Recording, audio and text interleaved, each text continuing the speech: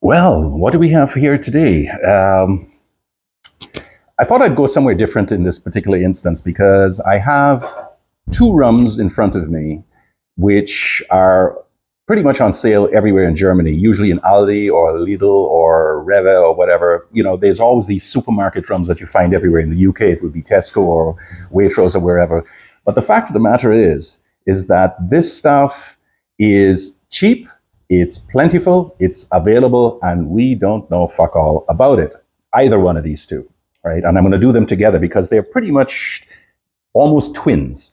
First of all, the first rum we have here is the Silverstone imported echte Übersee rum, which in German translates as the Silverstone imported overseas rum, which is essentially a rum verschnitt in the old type. It's the same sort of stuff that we used to get from Flensburg and other places in northern Germany back in the day when they used to put some Jamaican high ester rum into a neutral alcohol and bottle that as something like a verschnitt, right?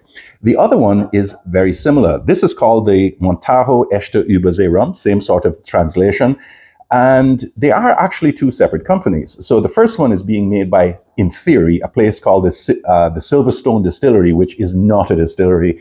And that's in a place not too far from Essen, I think somewhere in the Ruhr area, so to speak. And they actually are quite clear when I trace that through to their website that they are not a distillery. They simply import rum from somewhere and then they sell it at whatever thing. This one, the Montagne, is, again, it is being imported somehow by a company. What's the name of the company here? The Veritas Vertriebsgesellschaft, which is a trading company, and they kind of like import all sorts of foodstuffs and liquors and whatever, and then sell them throughout the thing. Interestingly enough, now a lot of people in Europe would know the Aldi chain, and the Aldi chain is, of course, a cut rate supermarket thing that everybody gets their groceries at. And this is an Aldi brand, even though that isn't actually said anywhere on the label. That is exactly what it is. So one of the reasons why these things are so popular, and that's why people know about them, is because they are extraordinarily cheap. This one over here goes for €9, and this one here you can probably get for about 10 or 12. The problem we have with both of them, of course, is that we know sweet all about either. They say it's an imported rum, but they don't say where. They don't say whether it's been aged. They don't say whether it's coloring, production details, nothing. We know zip about either one of them. And of course, for the average Joe who's going to pay €9 for a bottle of rum, does he care? Probably not, right? That said, what else can I tell you about it? Both of them are at 54% ABV, which is really kind of nice. So you get a good jolt of alcohol. And they are cheap, they're available. And are they bad? Let me just run through a quick tasting here and tell you a little bit more about them. All right, so the Silverstone Echte Übersee rum is sharp. At 54%, you're not going to get anything else. It really is a very simple, basic soldier's rum. Basically, you're going to get caramel, toffee, vanilla, and a lot of alcohol.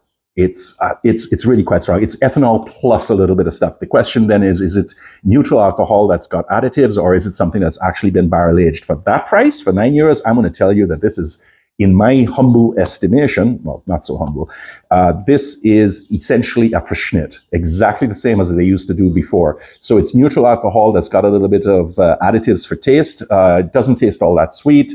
It's got almost no citrus notes at all. It's kind of really dry. And when I tasted it, yeah, it's got just enough sugar content in it, at least that's the way it feels, that it's almost drinkable, but not quite. If you're looking for something to put into a Jägertee or into some sort of bakery or confectionery and so on, or a flambé of some kind, this is absolutely Bob's your uncle. And the guy who gave me this, my good friend Dennis from the Rum Club of Switzerland, he told me that that's exactly what he uses it for at Christmas, which is one reason he's had the bottle for quite a while and he just hates it, with a passion. All right, the other one, the Montagne. Again, here we have a rum that we don't know where it's from. We don't know whether it's been aged or whatever. But since the website, when I started tracing things through, says that it's got caramel for color, again, what we're looking at here is, again, something like a verschnitt. It is absolutely something that's been tarted up from a neutral alcohol base, which I'm praying is actual rum.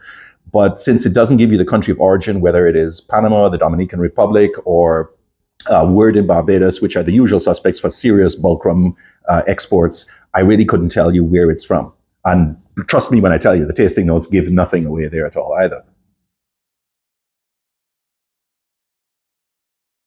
I'd have to say this one's actually worse than that one, in spite of the fact that they say that this has got some Jamaican additives in it. The nose is almost anonymous. At 54%, that is absolutely amazing. How on earth is it possible for a 54% rum to have a nose that's so completely vanilla, right? It's sharp, it is very thin, it is very dry all at the same time. It's got a little bit of caramel and toffee notes. There's the faintest trait of vanilla. Again, just like with this one, there's no fruits whatsoever. And the most you can say, it has a slight rummy flavor.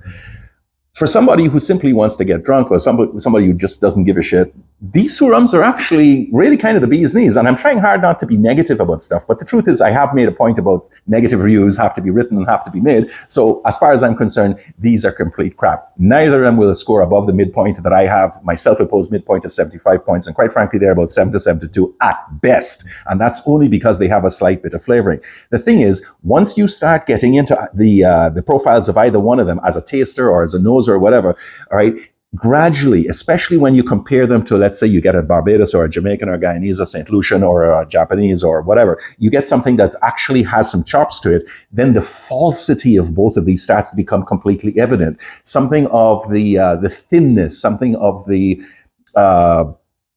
lack of any kind of serious tasting notes that's imparted by barrel aging or by the terroir of the original source material. There's nothing like that there, nothing at all. And that's when you realize how false this stuff is. And if that's all one is after, you know, after a hard day in the fields or something like that, then yeah, absolutely, it's going to work for you. And given that it's so cheap, there's nothing else you can do with it. But, you know, for anybody who actually likes rum and wants to drink something that's a real rum, these are definitely rums to avoid. And quite frankly, I just think that I'd rather, you know, swallow a cat's claws and try and digest that than go at these in any kind of similar way. Or I pour them into a cake or make a black cake or something like that. Beyond that, I can think of no reason why anybody would ever want to buy these aside from the extraordinarily cheap price. But remember, know what you're drinking, right? Drink what you want, know what you're drinking, and always, always keep in mind that you absolutely are getting what you pay for, which in this case is absolutely freaking nothing. Yeah, that's a bit harsh, but that's the way it is. And I just wanted to leave you with that for a day. And it's a short review of 2 different rums from Germany. And I figured out, you know what, why not let's go there for a while and see what's going on. Until the next time and the next rum that I have to talk to about, I'll leave it here for now. Take care, everybody, and bye-bye.